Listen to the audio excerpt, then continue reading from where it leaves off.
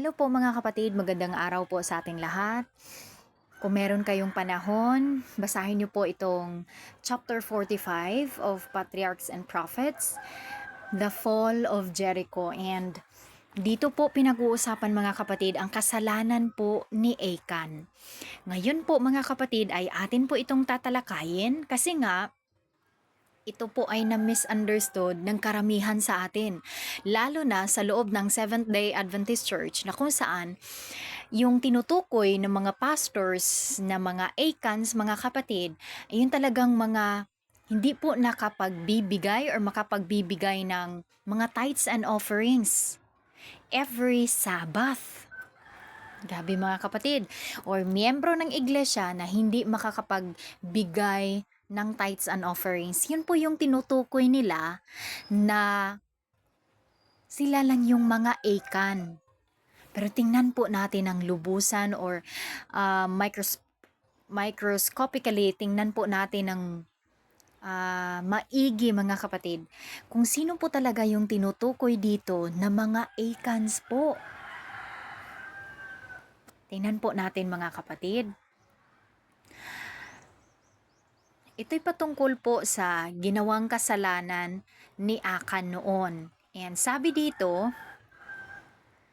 sa page 496, paragraph 1, of the millions of Israel there was but one man who in that solemn hour of triumph and of judgment had dared to transgress the command of God. Achan's covetousness was excited by the sight of the costly robe of Shinar, even when it had brought him face to face with death. He called it a goodly Babylonish garment. So, una talagang dahilan mga kapatid, o unang nagmitsa ng kasalanan or nagiging daan sa kasalanan ni Achan mga kapatid is nung nakakita siya ng costly mamahalin na robe of Shinar, yung Babylonish garment po mga kapatid. Tinawag niya itong a goodly Babylonish garment. One sin had led to another. And he appropriated the gold and silver devoted to the treasury of the Lord. He robbed God of the first fruits of the land of Canaan. So, una, ang nangyari pala mga kapatid, meron siyang nakita na napakaganda na damit sa kanyang paningin at ito'y nagdala sa kanya to commit another sin, which is yung ginamit na niya yung gold and silver para makuha niya yung damit na yun mga kapatid. Naku po. The deadly sin that led to Achan's ruin had its root in covetousness. Of all sins, one of the most common and the most lightly regarded. While other offenses meet with detection and punishment, how rarely does the violation of the 10th commandment so much as call forth censure. Yung ibang kasalanan mga kapatid, ay ito sabi dito, ito yung deadly sin na nagdala kay Achan sa kamatayan ni Achan, so destruction ni Achan mga kapatid, ay talagang nag-ugat ito sa covetousness. Nung naano na siya, na-attract siya sa damit mga kapatid. At sa lahat ng mga kasalanan, ito ay isa sa mga most common and most lightly regarded. Yung ibang kasalanan ay talagang madaling na-detect ng tao. Ngunit, bihira lang po talaga itong violation of the 10th commandment, which is covetousness, ay talagang binibigyan ng pansin or warning or censure mga kapatid, or pupunain. Parang hindi po siya lubusang nakikita ba mga kapatid or nakikilala. The enormity of this sin and its terrible results are the lessons of Achan's history. So, ano pala ito mga kapatid, basta hindi napaka sama na kasalanan, at ito ay lesson po para sa atin ngayon mga kapatid. At sabi pa dito, covetousness is an evil of gradual development. Achan had cherished greed of gain until it became a habit, biting him in fetters well nigh impossible to break. While fostering this evil, he would have been filled with horror at the thought of bringing disaster upon Israel. So talagang sa kanyang puso mga kapatid ay kanya pong na-cherished yung greed of gain. Nais niyang makakuha pa ng sobra sa kung ano yung kinakailangan lang niya or kung ano yung nararapat lang para sa kanya. And sabi pa dito, but his perceptions were deadened by sin, and when temptation came, he fell an easy prey. So hindi na niya inisip mga kapatid na yung kasalanan na yun, yung evil na pagnanasa niya, pagnanais niya ay magdala ito ng kapahamakan sa buong Israel. And sabi pa dito, are not similar sins still committed in the face of warnings as solemn and explicit? We are as directly forbidden to indulge covetousness as was Achan to appropriate the spoils of Jericho. God has declared to be idolatry. We are warned that you cannot serve God and mammon. And sa baba dito mga kapatid, basahin niyo lang po talaga. Sister Ellen White quoted the example na nangyari kay Judas, kay Ananias and Sapphira, or inano niya, ginawa din niyang example yung nangyari kay Ananias and Sapphira and also Judas mga kapatid. And even Lucifer himself. And sabi dito, everywhere sa page, sa page 497, paragraph 1, everywhere its limit track is seen. It creates discontent and dissension in families. It excites envy and hatred in the poor against the rich. It prompts the grinding oppression of the rich toward the poor. So hindi lang po ito'y tumutukoy po mga kapatid, itong Achan sin sa pag hindi pagbibigay ng tithes and offerings. Hindi po doon lang mga kapatid. Hindi yun tumutukoy lang sa ganon mga kapatid. But sabi pa dito, it prompts the grinding oppression of the rich toward the poor.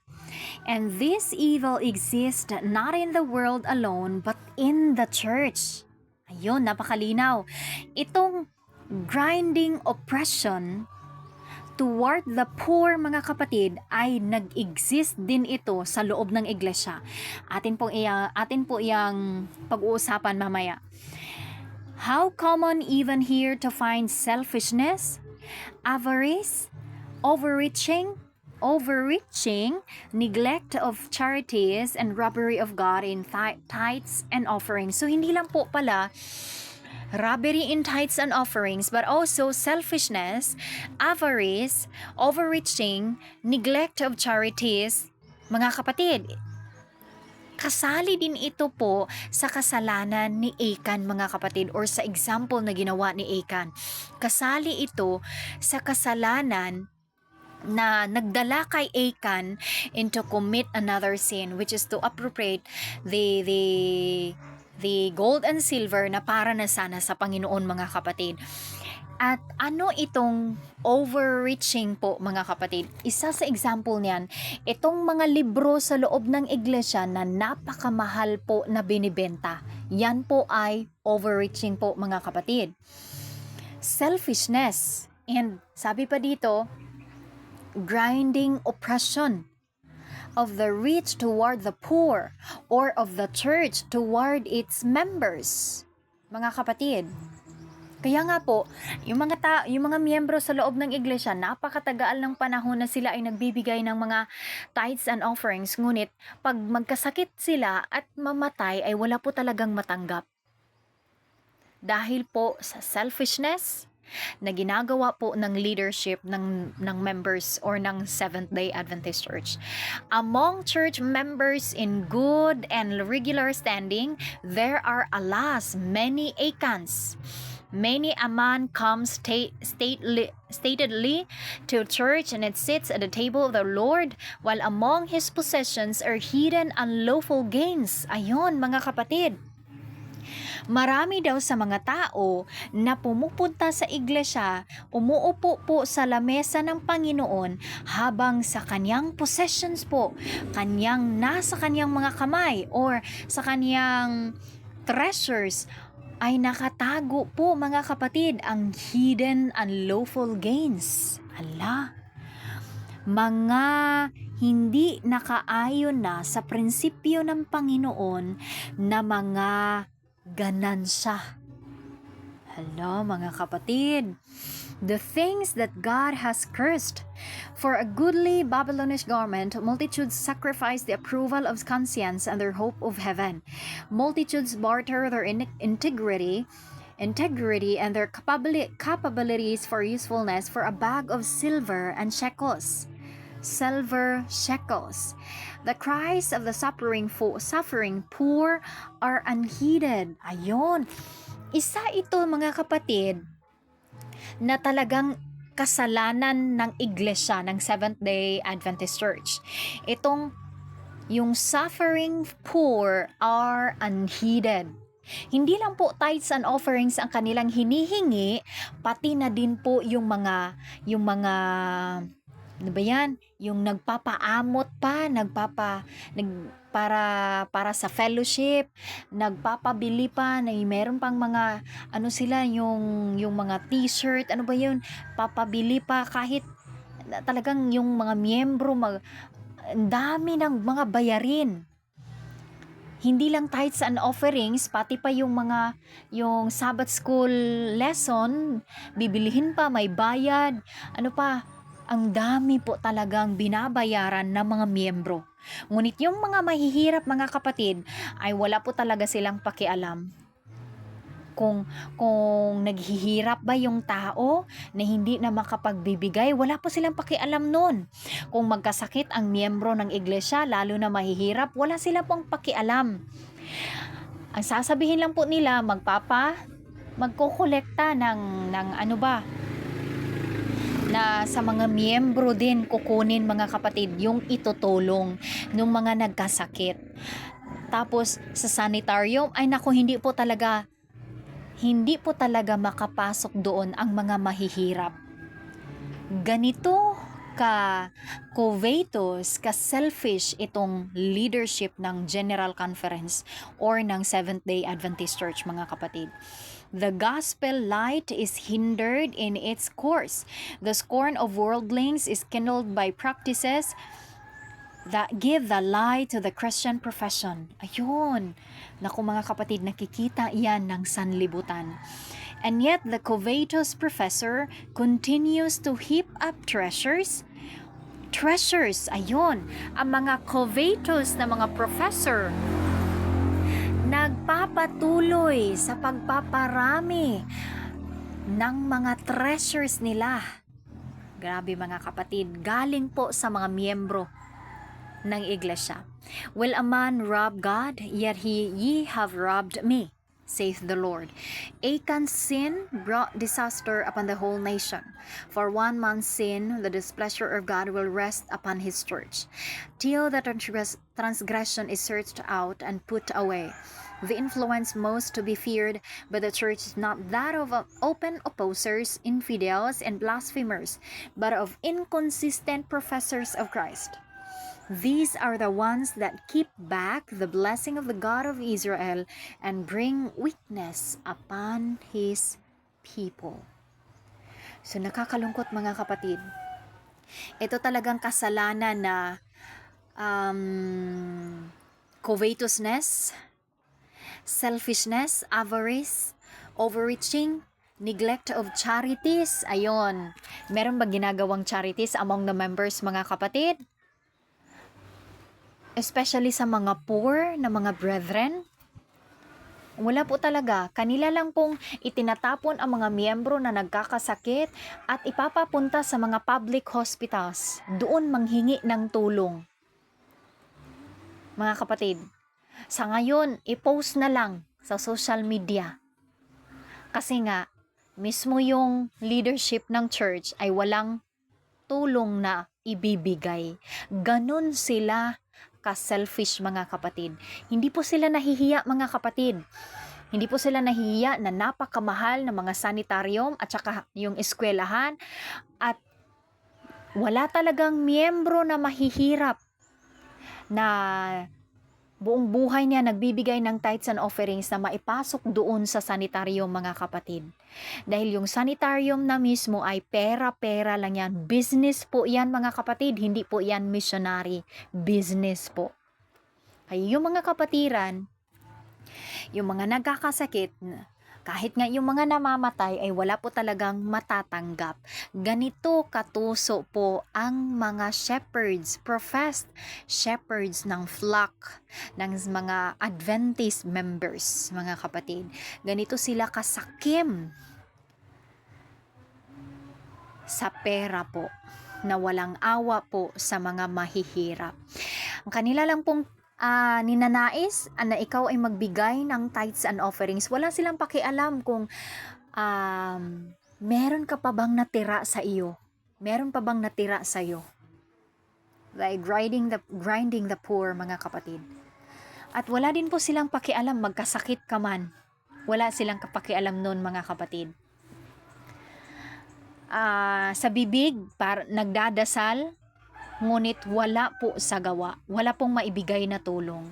Ganun po katuso, kasakim ang leadership po, ang namamahala sa Seventh-day Adventist Church.